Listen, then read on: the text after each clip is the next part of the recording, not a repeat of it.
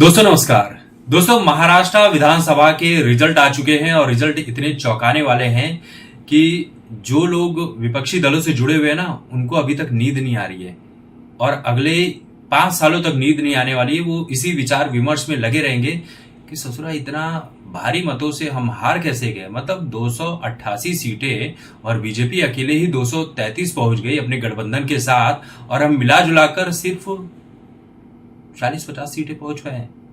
मतलब इससे बुरा क्या ही हाल होगा। जो एकनाथ शिंदे की शिवसेना है उसने ज्यादा सीट हासिल कर ली, एनसीपी जो अजीत पवार की उसने ज्यादा सीटें हासिल कर ली।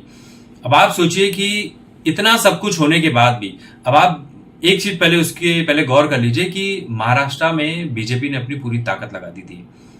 हर जगह पर आप योगी जी को कह लीजिए, रवि किशन, निरहुआ, फिर उसके बाद राजनाथ सिंह, जितने भी खुद मोदी जी, जितने भी बड़े लोग थे ना वो अपनी पूरी ताकत के साथ महाराष्ट्र में चुनाव प्रचार का सब कुछ काम धाम देख रहे थे। ये काम धाम देखते हुए उन्होंने जो ये रिजल्ट दिया है ना ये वाकई में चौंकाने वाला है। लेकिन इसमें मैं सबसे ज्यादा तारीफ करूंगा दो भाषणों की। दो जो स्लोगन दिए गए ना ये बहुत काम कर गए और दोनों ही अपने आप में आप कह सकते हैं कि महान स्लोगन है।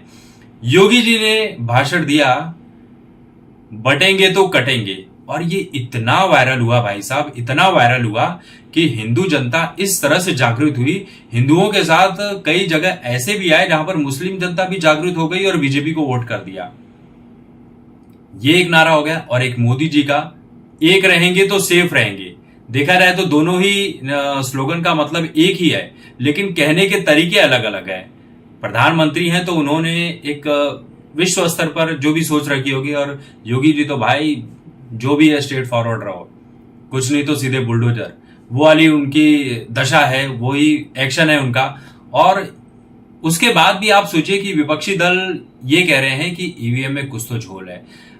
अब इनको कौन समझाए कि झारखंड में इंडी गठबंधन ने चुनाव जीत लिया है, अगर ईवीएम में गड़बड़ी होती तो वहां क्या होता। लेकिन उसके बाद भी ये कह रहे हैं कि छोटे मोटे राज्य जितवा कर ये लोग यही करते हैं कि बड़े राज्यों के ऊपर ध्यान न जाए।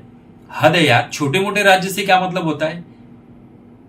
गोवा भी मायने रखता है भैया, केरला भी मायने रखता है, झारखंड, सब कुछ मायने रखता है। तुम्हारी सोच ऐसी है कि नाम इंडिया गठबंधन रखा हुआ है और तुम छोटा राज्य कह रहे हैं। अगर ईवीएम में गड़बड़ी होती तो बीजेपी ने नारा दिया था अब की बार 400 बार, वो 400 से ज्यादा सीटें लेकर आते। लेकिन कंडीशन ऐसी आ गई कि सरकार बनाना मुश्किल हो गया था। तो ईवीएम को कितना दोष दोगे, कितना रोना रोगे यार, हद है अभी। ऊपर से इनके पास कोई अपना मुद्दा ही नहीं है। जो देश के उद्योगपति हैं उसके पीछे हाथ धोकर पीछे पड़े हुए हैं कि अंबानी, अडानी ये लोग सिर्फ मोदी को फायदा दे रहे हैं। अरे कब तक यार, वो देश के लोगों को रोजगार दे रहे हैं। तुम रोजगार की बात करो, वो एक्चुअल में रोजगार दे रहे हैं अडानी और अंबानी। अडानी अडानी अडानी कर रहे हो, अडानी को गिरफ्तार करो, ये करो, वो करो।